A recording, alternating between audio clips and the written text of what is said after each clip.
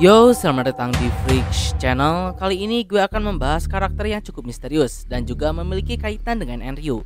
Siapa lagi kalau bukan David Hockney? Oke, langsung saja. David Hockney. Dia ini merupakan seorang regular tingkat C yang menduduki posisi scout.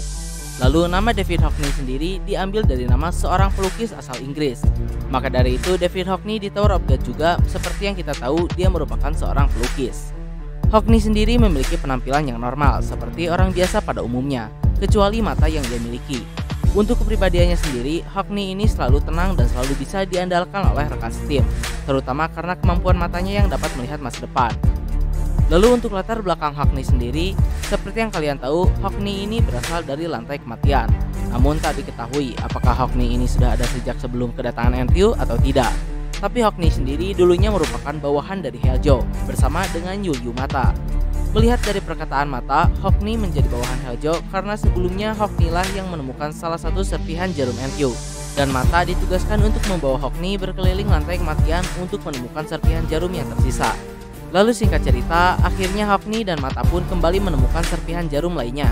Namun pada saat Hockney melihat jarum tersebut, Hockney mengatakan bahwa jiwanya berpindah pada lukisan yang ia gambar, yaitu Red Light. Setelah itu Hockney pun pergi menemui Heljo dan berkata bahwa ia tidak akan membantunya lagi. Heljo pun sangat marah dan kemudian mencabut mata milik Hockney, dan Heljo pun menggunakan mata tersebut untuk menemukan pecahan jarum lainnya, namun gagal.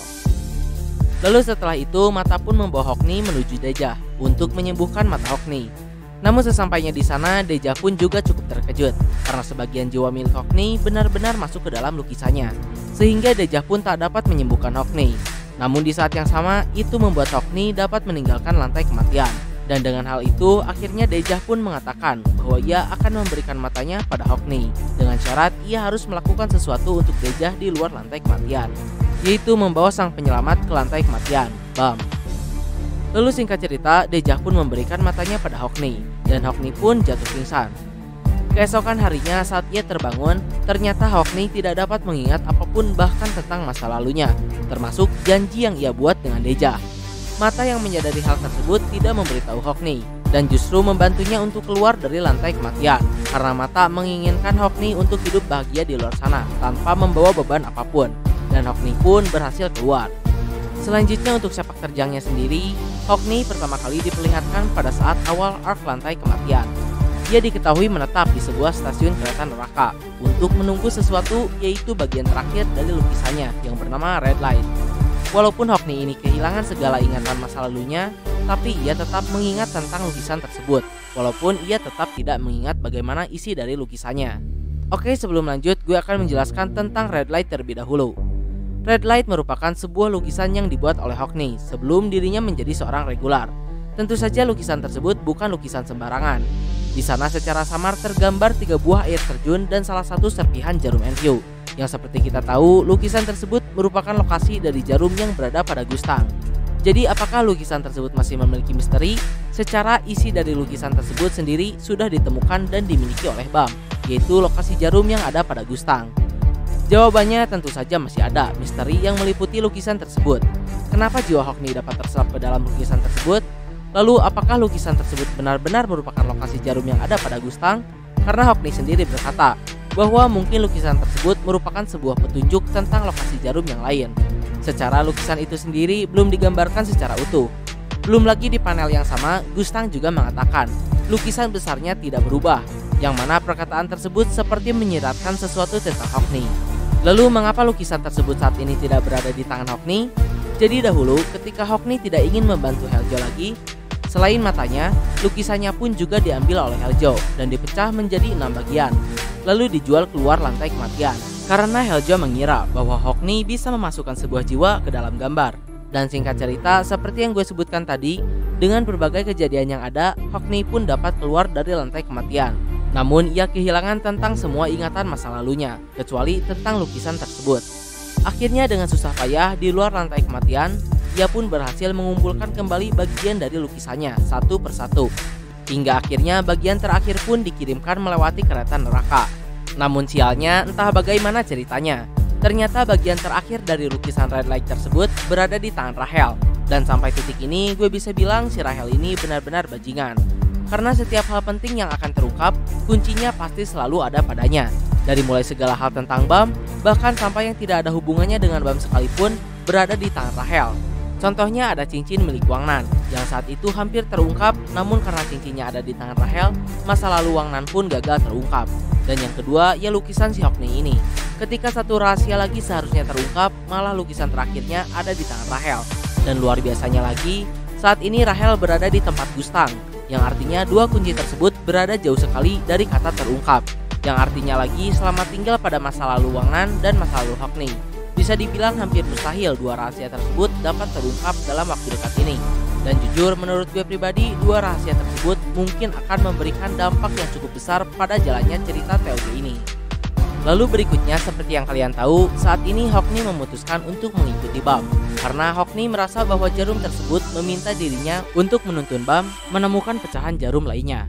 Dan saat ini sendiri, Hockney sedang berada di medan perang markas Lopobia untuk membantu Bam menyelamatkan Jin Sung Ha. Selanjutnya untuk kemampuan Hockney sendiri, dia ini cukup kuat dan istimewa sebagai seorang regular tingkat C. Hockney ini menduduki posisi scout dan terbukti ia sangat handal dalam posisinya tersebut. Dengan ia terlihat cukup sering membantu kelompok Bam dari arc lantai kematian hingga arc serang Lopobia saat ini. Bahkan Sachi Faker saja sebagai salah satu orang terkuat di regular tingkat D mengakui kemampuan Hockney ini. Lalu Hockney juga memiliki sebuah tongkat dengan lentera yang selalu ia bawa dan mungkin bisa disebut sebagai senjatanya. Lentera tersebut terlihat dapat mengeluarkan semacam shinsu berwarna merah. Dan yang terakhir tentu saja mata yang dimiliki oleh si Hockney ini.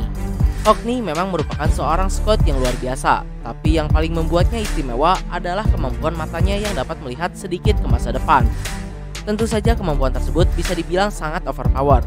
Sebagai seorang scout, membuat dirinya dapat mengantisipasi segala macam ancaman yang dapat membahayakan dirinya juga kelompoknya.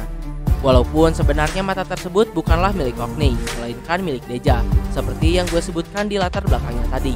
Dan yang seperti kalian tahu sendiri, Deja mendapatkan kemampuan tersebut saat ia melihat kedatangan Enryu ke lantai 43. Namun sebenarnya tanpa mata Deja pun, sepertinya mata asli Hockney sendiri memiliki suatu misteri. Terbukti dengan dirinya yang berhasil menemukan salah satu jarum Enryu. Suatu kebetulan, tidak hanya itu saja. Ia juga melukis suatu pemandangan yang merupakan salah satu dari lokasi keberadaan jarum sebelum dirinya mendapatkan mata Deja. Belum lagi mengingat fakta bahwa Heljo mencabut dan menggunakan mata Hockney untuk mencari pecahan jarum yang lain. Bukankah itu terlalu aneh jika mata asli Hockney ini hanya merupakan mata biasa? Bahkan dari wujudnya pun, mata asli Hockney ini tidak biasa. Ia memiliki 3 buah bola mata. Apakah hal tersebut memiliki suatu hubungan dengan Zahard? Namun sayangnya, walaupun matanya ini sudah berhasil ia rebut kembali dari tangan Heljo, Hockney sendiri tak tahu bagaimana cara menggunakannya. Dan mengenai mata asli Hockney sendiri, gue juga punya satu opini liar. Mungkin Hockney ini ada dan melihat pada saat kedatangan Enryu di lantai 43 dan mendapat kekuatan mata misterius seperti Deja.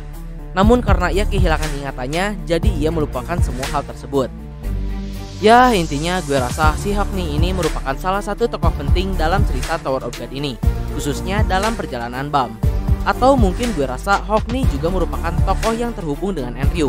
Dengan alasan pada saat Deja memintanya untuk membawa sang penyelamat ke lantai kematian, Hockney melupakan janji tersebut. Namun ia tetap berhasil membawa Bam ke hadapan Deja. Lalu dirinya yang menemukan dan bahkan melukiskan lokasi dari jarum Enryu sebelum dirinya memiliki mata Deja. Apakah semua hal tersebut merupakan sebuah kebetulan belaka? Ya, kita harus menunggu Hockney mengingat masa lalunya kembali. Apakah dia benar-benar terhubung dengan Enryu atau tidak? Nah, mungkin kurang lebih itulah pembahasan mengenai si David Hockney ini. Mohon maaf untuk kesalahan dan kekurangannya. Like, share, subscribe kalau suka, komen bila ada kritik dan saran. Terima kasih telah menonton. Ciao.